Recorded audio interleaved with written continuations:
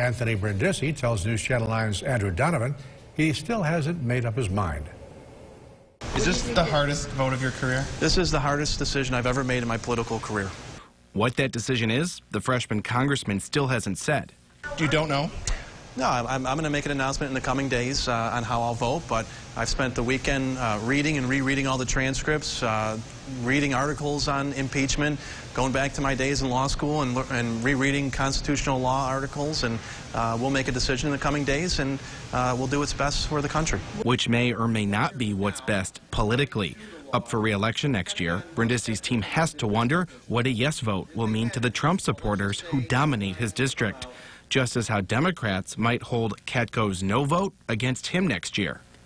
Given his position and given how much he's always nipping at his heels, he should have been a little more disciplined and engaged in that type of a conversation with a foreign leader, knowing that he's a subject to so much scrutiny.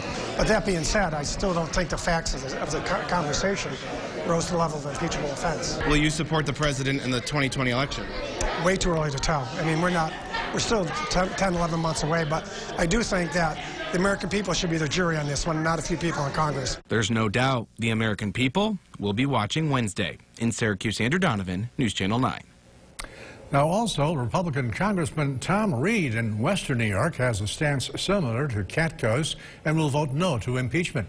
Republican Congressman Elise Stefanik of the North Country, whose name recognition has grown nationally amidst impeachment hearings, has not announced her decision but is expected to vote no.